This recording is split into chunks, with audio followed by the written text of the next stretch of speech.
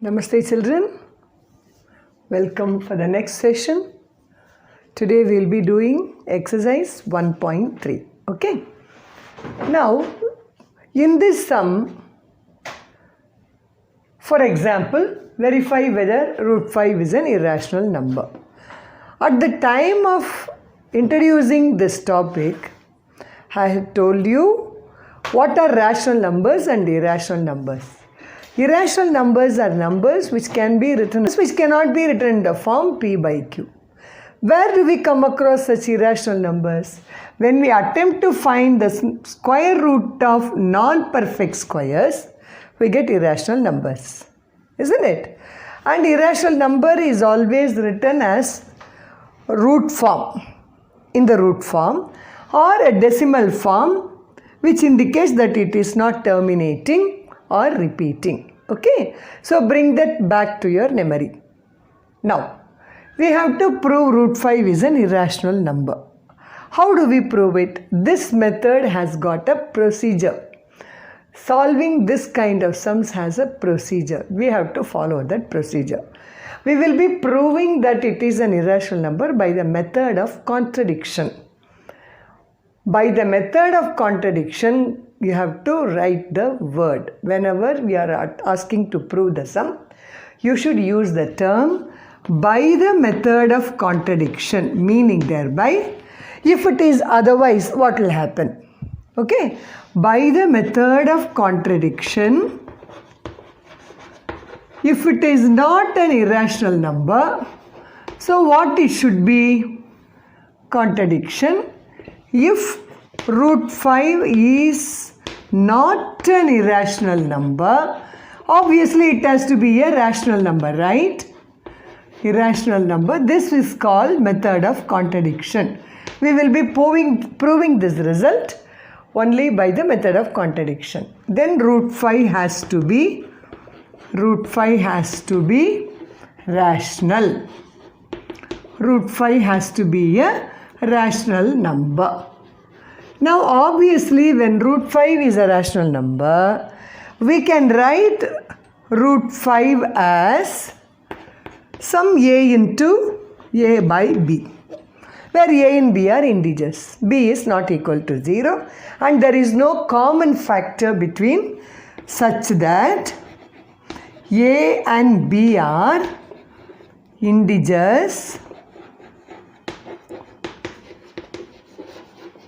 and no common factor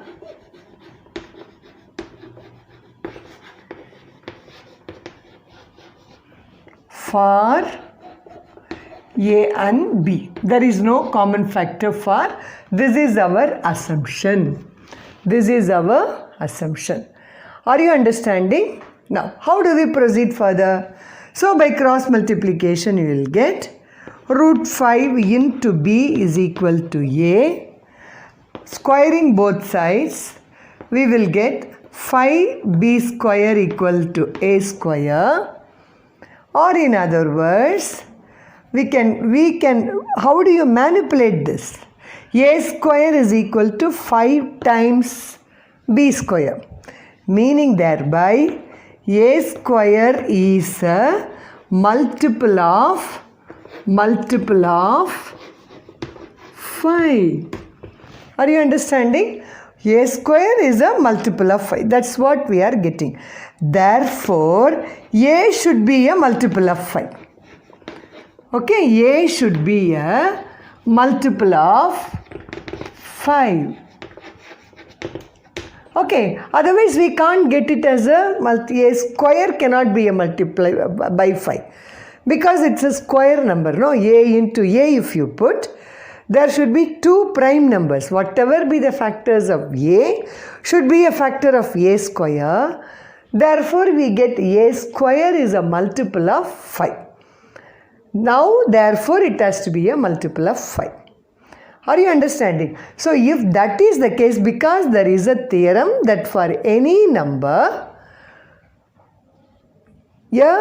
for p square, for any square number, if there is a prime factor, then it is the factor for the square root also. For example, if you have got p square, one prime factor for p square means that prime factor should be a factor for p also. This is a theorem. Okay. So, a should be a multiple of 5. Because a is a multiple of 5, what can we do? We can write a as some 5 times c we can write. So, what have we got? A is equal to 5c and a square is equal to 25c square. A square is equal to, squaring this we will get 25c square. But a square we have got as what? 5b square. Therefore, 5b square is equal to 25c square. Now we will cancel this as b square is equal to 5c square you have got. Are you understanding? Is it clear to you? So from this what have we got? We have got b square is equal to 5c square means, which implies b square has a factor of 5. Has a factor of 5, or b square can be written as a multiple of 5, which implies b also has a factor of 5. B also has a factor of 5. Now, in the first statement, we got a should be a multiple of 5, or 5 is a factor of a. Isn't it? So, according to statement, we can even mark it as 1. So, from 1, we have got a has a factor of 5. A has a factor of 5. So, you compare these two statements. We have got a has a factor of 5, b has a factor of 5. But what is our assumption? Our assumption is a by b do not have a common factor. This is contrary to our assumption. Therefore, this is not true. Which is not true? Root 5 rational number is not true. Are you understanding? Therefore, you sum up the answer like this. Therefore, A by B have, okay, or we can write like this. Therefore, A and B have a common factor. Have a common factor, which is a contrary to our assumption. Which is contrary to our assumption. We can write like this, contrary to our assumption. Therefore, root 5 is an irrational number. You have to conclude like that. Root 5 is an irrational number. You have to conclude like that. This is the sum. Is it clear to you? So, by keeping it as rational number, we are resulting we get an answer which results that they have common factors. So, which it cannot be accepted. So, we are resulting in a contrary. Okay, contrary means which cannot be accepted statement. Okay, therefore, this cannot be true. Therefore, root 5 has to be an irrational number. We have to conclude like that. In the first example, we can always prove that root 2, root 3, root 6, so many, any number you take, they are all irrational numbers, we can prove. But what will happen if it comes as a combination? Again, the method of contradiction only will work. Now, suppose if this is not an irrational, let 3 plus 2 root 5 is a rational number.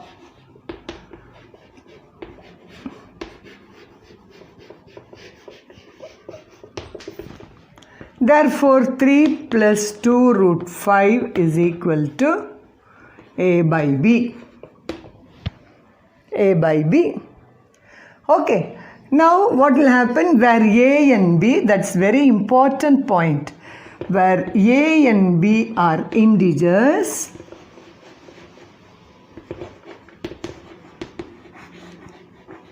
having no common factor.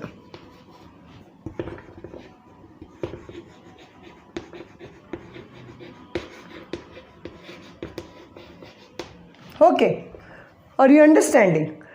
Therefore, next step is what? You are going to separate the terms. 2 root 5 is equal to A by B minus 3.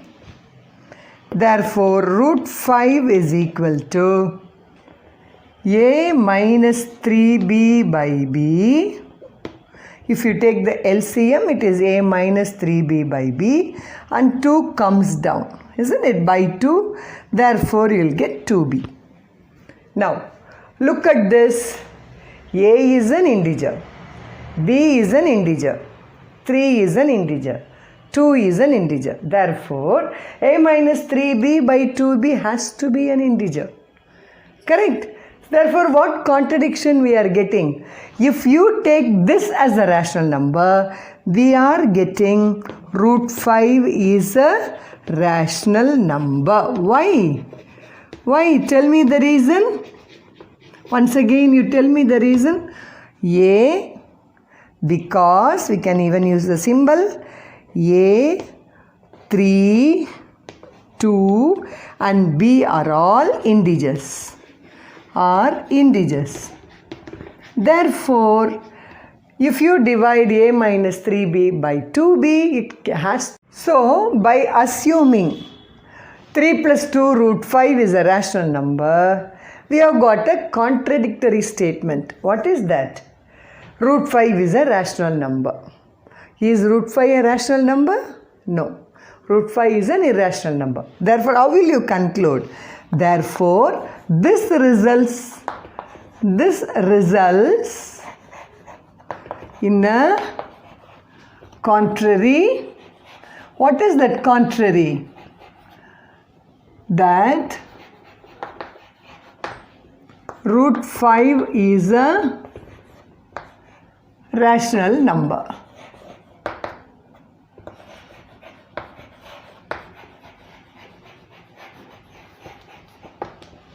Therefore, which cannot be accepted, isn't it? Therefore, it cannot be accepted. Therefore, we get 3 plus 2 root 5 is an irrational number. We have to conclude like that.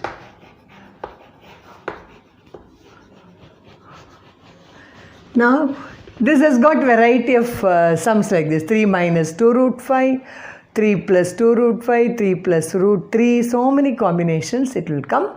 The procedure is the same. Now, another clue also I would like to tell you. In this sum, we have taken root 5 is an irrational number without proof. Isn't it? But suppose if it comes as a long answer question, we might have to write root 5 is an irrational number. Once again, you have to write the same proof that we discussed in the previous sum. Is it clear to you? Okay, we'll proceed with the next. Move on to the first subdivision. You will get 1 by root 2. Rationalize it. So you have got, so this becomes root 2 divided by 2. Therefore, by the method of contradiction,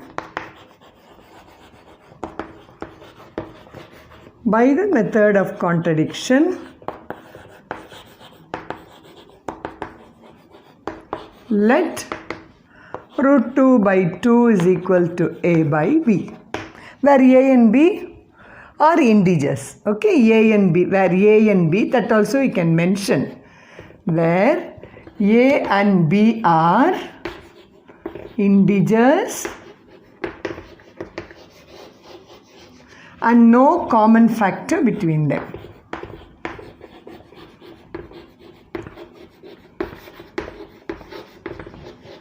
There is no common factor for them. Okay. So, afterwards, how will we proceed? we have got root 2 by 2 is equal to a by b. Therefore, root 2 is equal to 2a by b.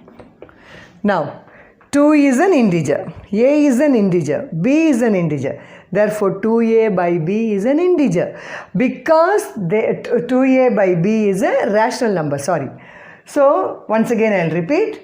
2 is an integer, a is an integer, b is an integer. Therefore, 2a by b is a rational number. That means root 2 is a rational number. If root 2 is a rational number, that is again a contradiction because root 2 is an irrational number. It's a proven statement. Correct? Therefore, this assumption leads to a contrary. Therefore, we have to conclude that root 1 by root 2 is an irrational number.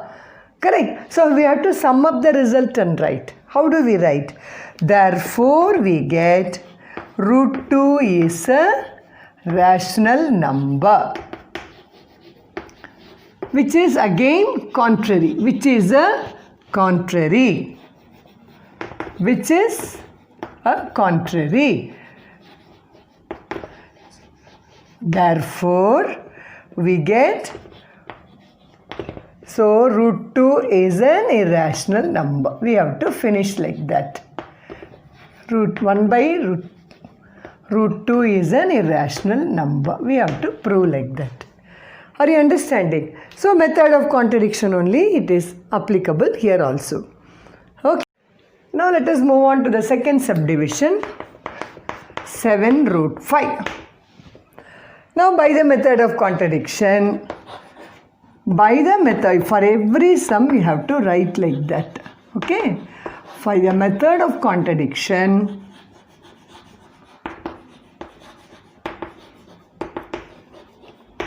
let 7 root 5 is a rational number.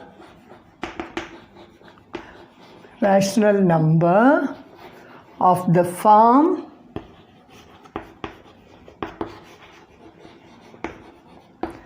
a by b, where a and b are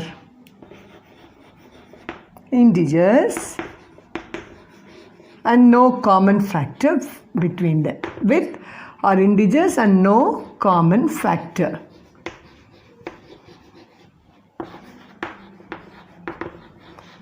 Okay. Therefore, we will get 7 root 5 is equal to a by b. Okay. Therefore, what do we get? Root 5 is equal to a by 7b. Again, you just apply the argument which we used for the previous sum. A is an integer, b is an integer, 7 is an integer. Therefore, root 5 we are getting it to be a rational number. Isn't it? But root 5 is an irrational number, which is a proven statement. So, this cannot be accepted. Therefore, what will you write? We get root 5 to be a rational number. Rational number which is a contrary. Which is contrary. We can write like that. Therefore, 7 root 5 is an irrational number. He is an irrational number. Now look at the third sum. The third sum is the same as how we did 3 plus 2 root 5. Same procedure, same steps you have to apply with the change of numbers. I want you to try it as homework. Wish you all the best, children. Happy going with all these sessions. Thank you.